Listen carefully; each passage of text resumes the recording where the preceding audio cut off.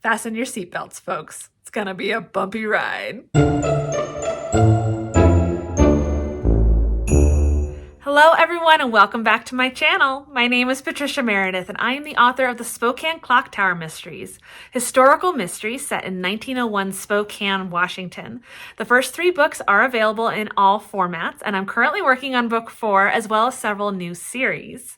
But more on that later. Today, I would love to introduce you to my all-time favorite author ever.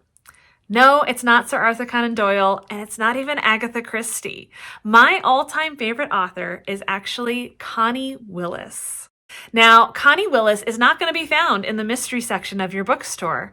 In fact, she won't even be found in the historical fiction section of your bookstore. No, she will be found in the science fiction section of your bookstore. Why is this, and why would I read science fiction? Well, for one, I love blending the genres, and it turns out that my all-time favorite author does as well. So Connie Willis has an entire series of time travel historical fiction. And that's why she's found in the science fiction section instead of the historical fiction section. However, even outside of her time travel fiction, she writes other science fiction that is very heavily research-based. And that's something that I want to talk with you about today. I had the absolute pleasure, and this is going to go down as one of the top 10 things that I am so excited happened to me in my life, was getting to meet Connie Willis. So a couple weeks ago, my husband and I got to attend the Cosign, which is the Colorado Springs Science Fiction and Fantasy Convention here in Colorado Springs. And since we live here now, we got to go, and we had a booth, and we got to sell our books, and we got to meet amazing authors. So right now I'm actually wearing my book earrings, which if you're watching this and you're at Cosign, you know that your signature is in these books. So these are the earrings that I have specifically turned into my convention earrings. So my idea is that whenever I meet an author, I take my book and I have them sign one of my book earrings. So like right there, you'll see Connie Willis. And she's underneath Brandon Sanderson, actually. He was not at this con, but he was at a previous one that we went to. So inside of my earrings now that I carry with me as inspiration everywhere is the reminder that I am not alone in this author journey. So things that I learned from Connie Willis this weekend. Well, one of the things that really stuck out to me was the fact that she kept saying things that I have said myself. So that was really reaffirming. She also encouraged me as a mother and as an author and in so many different ways. Now, Connie did mention that she is actually working on a book of writing advice. I'm so excited. I will be the first to pre-order that book, Connie, as soon as you finish writing it. So she did say, please don't share too many notes from the weekend, because a lot of what she's going to include in her book is things that she said at the conference. So in full respect of that, I am here to only whet your appetite and get you excited to read the book and to learn more about Connie Willis and to get lost in her worlds the way that I have over the past several years. So where should you begin with Connie Willis's books? Well, I'm going to give you my top 3 books that are my absolute favorite. And if you're wondering, how do I get into Connie Willis? This is how you do it. So my all-time favorite novel ever is To Say Nothing of the Dog. And yes, I have another copy up there. This is the book that whenever I walk into a bookstore, I buy a copy because, well, now I have 2 signed copies by her. But also this is the book that I give away to people that I'm like, okay, you need a good book to read? Here, take this. You have to read this book. It's amazing. In fact, I shared some of my favorite quotes from this book in a podcast interview that I did with my dear friend Jane DeSales. If you look up Tales with DeSales, the podcast, we just had the most wonderful conversation about G.K. Chesterton and Connie Willis and the effect of history on writing. So if you want to hear more, definitely go check that out. So To Say Nothing of the Dog, the first thing you might think is, what an odd title. Well, if you've heard of Three Men in a Boat, the full title of Three Men in a Boat by Jerome K. Jerome is Three Men in a Boat to Say Nothing of the Dog. So that's where the title for this comes from, and it is absolutely an homage to Jerome K. Jerome. In fact, after reading this, I immediately went out and listened to the audiobook of Three Men in a Boat, and all of a sudden, all of her references in here just took on a whole nother level. So this book is about a time traveler in our modern day. Now, this book was published in 98, so it's no longer modern. In fact, one of the funniest things that I find about reading this, and I love this about science fiction, is if you read older science fiction, often they will see the future, for one thing, and that's because they just see the ripples of history through time. But also what's funny is the entire premise of all of her time travel stuff is that they can't get a hold of each other on the phone. So, because all they have are landlines. So even though in the future we have time travel, we haven't gotten cell phones, which is just funny to me. You know, how you can't expect a science fiction author to think of everything in the future. So what I love most about this book is the wit and banter, but also the historical research. It's obvious she did a lot, but she manages to weave it through the story so you never get an info dump, right? You never feel like, oh my gosh, she's hitting me over the head with all this information about the 1800s in Britain and Oxford and all of that. And you never feel like that. Instead, you're so entranced by the characters that you're like, I'm going to listen to anything that you say that comes out of your mouth because it's just so funny. And it's wonderful. It is so good. I cannot recommend this book highly enough. It is the second in a series. So you will, if you look it up, you'll see it's the Oxford Time Travel series and it's book 2 in the series, but you can totally pick this up and read it standalone. It will pull you in and then you'll immediately want to go out and get Doomsday Book, which is book 1. Doomsday Book comes first, and that has to do with the plague, and it's very interesting, and actually I should reread it since the pandemic because I've not done so post-pandemic, and I bet it would hit home on a whole nother level. And then a couple years ago, she released a 2-part book. So it's actually one story, but it's 2 volumes, kind of like Lord of the Rings. You've got Blackout and All Clear, and they are read in that order, and you absolutely have to read Blackout and then All Clear because they're completely attached to each other. And that has to do with World War II. And hearing her talk about the research behind that book at Cosign was amazing, and I really hope she includes that in her writing book because some of the stories involved with the research for that were just entrancing. All right, so then my other 2 favorite books by Connie Willis. I actually didn't find a copy of either of these until I went to Cosign. It was the first time that I ever found them, and I think the only reason they had them for sale in paperback was because Connie Willis was actually there. So these are my other 2 favorites, and that is Bellwether and Remake. Now, Bellwether is about someone who is studying fads and how do fads happen? How do they come to be? And you know, no surprise there, it has to do with the bellwether.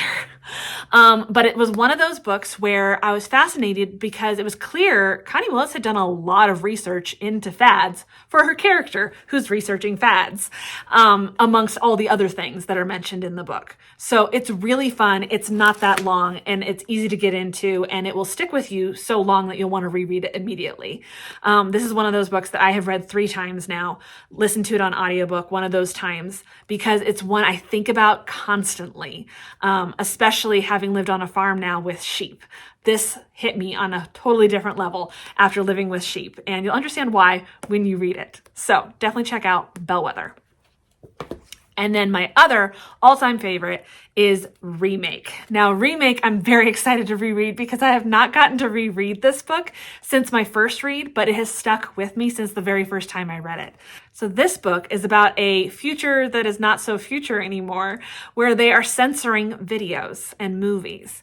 And basically what they're doing is they're going back to Casablanca and removing all of the alcohol that's in their hands and all the cigarettes that they're consuming. And the Thin Man series, where they constantly have a martini in their hand. And I'm sorry, but I can't even imagine Nick and Nora without a martini glass in their hand.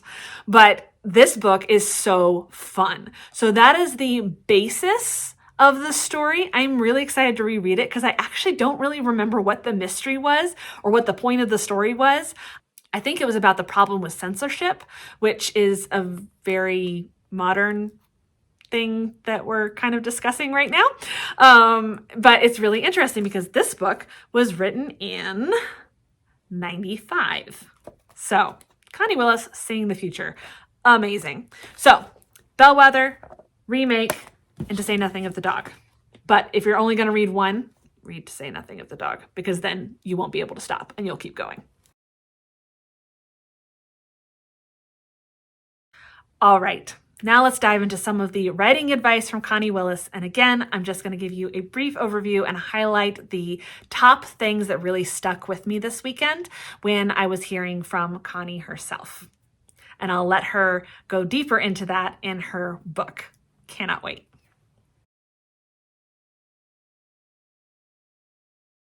So one of the top things that really stuck with me, and thank you again, Connie, for sharing this, was her experience of being a mom and attempting to be an author.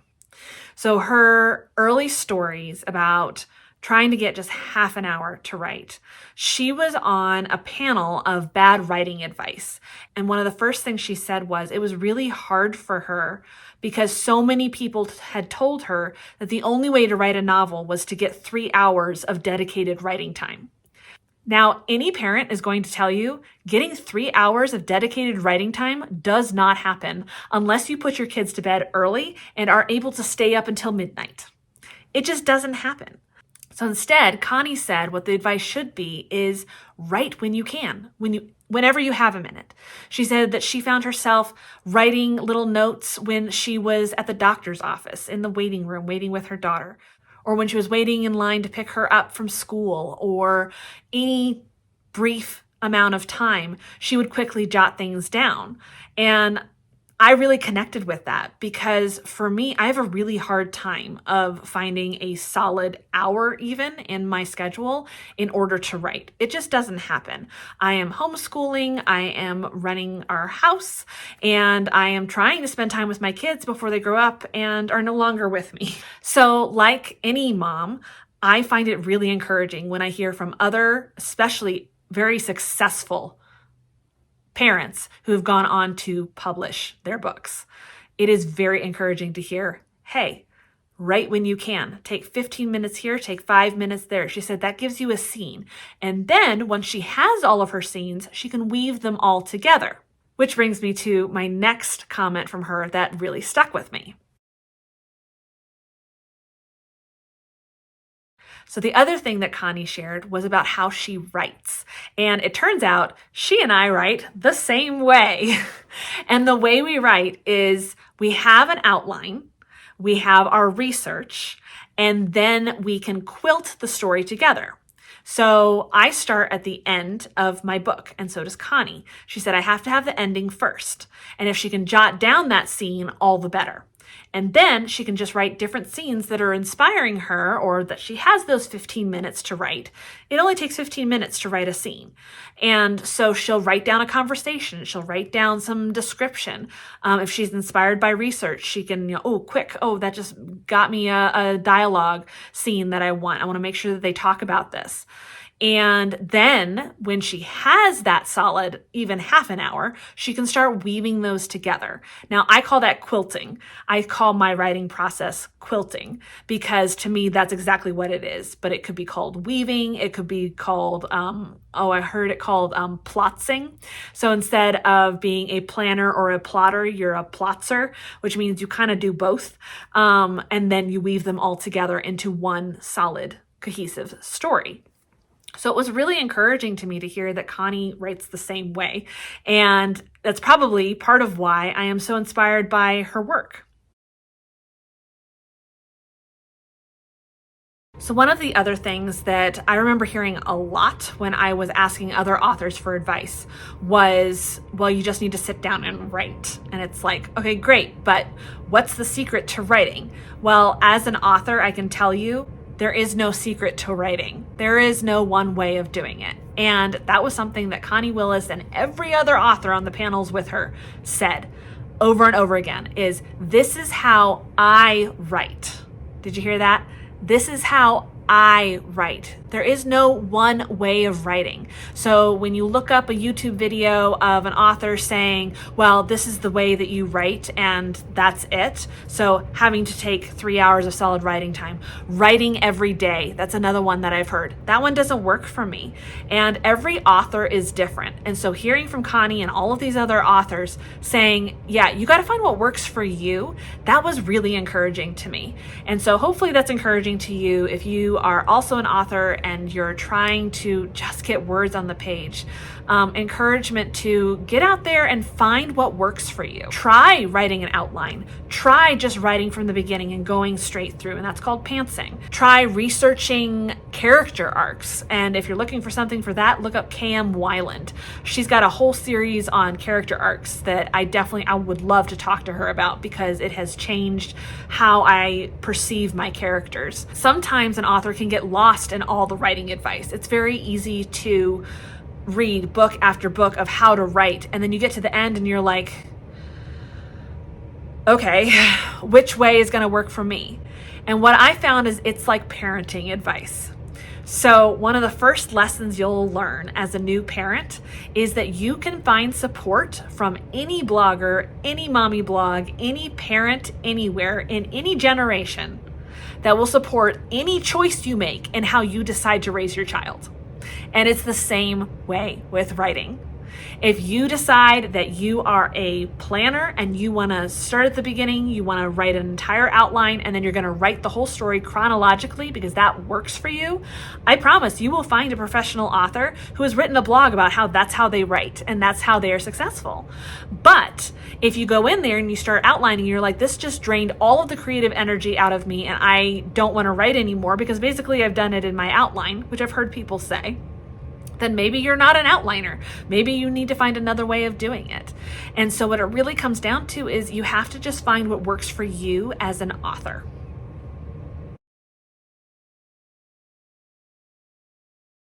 Another thing that really stuck with me was when Connie talked about her research process. And the reason it stuck with me is because it's exactly the same as mine. So again, it was really reaffirming as an author to be like, oh, no, I am doing this right. And it's okay to go down research rabbit holes. In fact, when I was having my books signed, and I took all of these books to get them signed by her, and I had this long conversation with her while we were doing that, it was amazing. And I asked her, how long is your research usually for each of these books? And she said it took her about 5 years for Doomsday Book, 5 years for To Say Nothing of the Dog, 8 years for Blackout and All Clear, and then the other ones somewhere around there, somewhere between 5 and 10 years, maybe a little bit less for like Bellwether and Remake. So all of her books involve years of research, and that was really encouraging because it's so easy to get lost down the research rabbit trail. Now, also keep in mind that she was writing most of these in the 90s. She didn't have the internet at her disposal, so it's actually a lot easier to find resources that I need. She actually traveled to Britain and went to the British Library in order to research things about Britain and went to Oxford. And I don't have that ability. And so instead, I do a lot of my research online. I also decided to set my first mystery series in the town where I was living. So I was able to do a lot of hands-on research, and we still have family and friends there. And so I look forward to going back and doing more research the next time I can go up there. But also in this day and age, a lot of libraries are scanning things in. And so you can just go online to archive.org and look stuff up, which is really helpful. So what it came down to was there are 4 different types of research. And this is actually a video I had planned on doing myself, but then Connie literally took the words right out of my mouth. So I was like, okay, I'm going to incorporate that into my Connie Willis video. So here you have it, the 4 different types of research that I use as an author and that Connie Willis would recommend using as well. So the first kind of research you end up doing is a general one on the time period. So I decided that I wanted to write in turn of the century Spokane. And so I did some research, and then I discovered that the clock tower had been built in 1901, and that's how I landed on 1901. 1901 turned out to be a time of extreme change in Spokane, and that got me even more excited. And the more I dove into the research, the more it just blew up, and now I have 13 books planned for this series. So that's what happens when you research, but you have to enjoy research. And obviously I enjoy research. So That's kind of a requirement for being a historical fiction author. So then you find the specific details from that day or that moment. So for me, I found out about the clock tower, and then I looked up every article in the newspaper and any research I could find about the building of the clock tower and any details, anything from where it still stands today and how does it work today to when it was first built in 1901 to even before that when they were planning the building of it. And sometimes you get lost in the details. For example, I have tracked down the weather on the day that my books take place. So I'm very specific about the days that I choose in my books.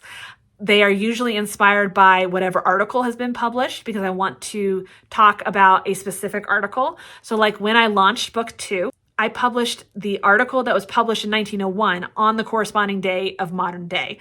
Nobody really cared at that point because it was only my second novel, but it was really cool to me to have this day in history. This is what was published. So that way, if you read all of those articles, and you can still find them online on my website, if you read all those articles, then you're ready to dive into book 2 and you're right where the characters were in 1901. You know exactly what was happening. And so I just found that really cool. It gives me goosebumps to do things like that. I love looking at the paper and finding out, oh, it was rainy that day, and then letting the characters have a commentary on how it's not raining at all. It's sunny. Or, the paper lied to us. Or being, oh, hey, the paper got it right today. And it's one of the hottest days in the summer.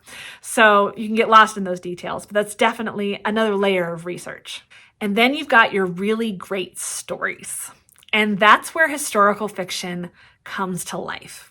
Historical fiction is all about setting up your tent poles and then finding those holes in between that you can fill in with the fun parts of history to remind us in our modern day that nothing has changed. There's nothing new under the sun, that people have not changed, and that we're still experiencing the same problems we did in 1901 as we are today in 2023. So it's really fun to come across those touching stories, and that's where the heart of historical fiction is. And hopefully, if you've read my books, you have seen that. What it really comes down to is truth is stranger than fiction. And that is something that you hear quoted all over the place. It's one of those, we're not really sure where the quote first came from, but Anna Catherine Green herself, which if you want to know more about her, check out my other videos. She's my current project. But in one of her articles about her writing of mystery, she says repeatedly, truth is stranger than fiction. She could not make up these stories that she is writing. A lot of them are inspired by real events. So even though she wasn't writing historical mystery, even though we'll get into more of that later with her, because she actually is credited with writing maybe one of the first historical mysteries ever. But most of her books are modern mystery for her. They're all just set in her modern day. And that whole idea from her of the truth is stranger than fiction is basically the basis for my book featuring her, where I'm going to take a deep dive into her writing her first novel, The Leavenworth Case, and having it be inspired by events in her life. Very Man Who Invented Christmas. And if you haven't seen that, definitely check it out. It's about Dickens writing A Christmas Carol. Very, very good. And then the last part of research is that little detail that you come across that you didn't know you were looking for, but that it just makes the novel, right? That little detail that all of a sudden you're like, yep, that's my story. For example, in book 2, the entire plot revolves around the fact that President McKinley was supposed to come to Spokane in 1901, in May of 1901, and he ended up not coming because his wife got sick. However, there were huge plans involved in getting McKinley there, getting him there safely, all these parades, where he was going to stay, and it just so happens he was going to stay in the house of the Campbells, and the Campbells are a family whose house you can still visit today. And so it gives me goosebumps because you can actually walk the crime scene in book 2 today. You can go from Hangman Creek, where they find the body, and walk through the neighborhood of Brown's Addition and come to the Campbell house. And then you can go inside, and they've recreated it and rebuilt it. So that way it looks just like it did when they lived in it. So my prime suspects, of course, are the Campbells. And that was one of those, oh, that's so cool. Like, you can't make this stuff up. This has to happen. Because President McKinley was going to stay with the Campbells. Of all the people in Spokane, that's who he's going to stay with in the time period period that I'm writing. You see how excited this makes me? You have to read book 2.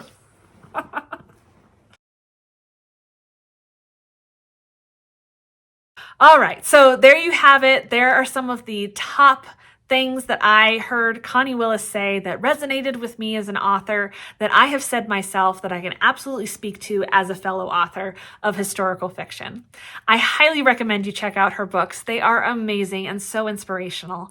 And I also want to put a word out there that I think it's important for people who are writing a certain genre to read books outside of their genre. I think it provides a whole different perspective, and it can make your writing pop just that little bit more, because then you're not getting lost in the tropes of your genre, but instead maybe incorporating some of the things you're learning from another genre. So there you have it. I hope you will check out Connie Willis's books. Thank you so much for joining me today and listening to me ramble on about how to write a book and Connie Willis's inspiration and her amazing writing. Be sure to also check out my books, The Spokane Clock Tower Mysteries. Butcher Baker Candlestick Taker is book 1. I highly recommend you start there before diving into books 2 and 3. I hope you enjoyed the research that is tied into these books, and I hope that they inspire you in your own writing. Thank you again for joining me. Have a wonderful weekend.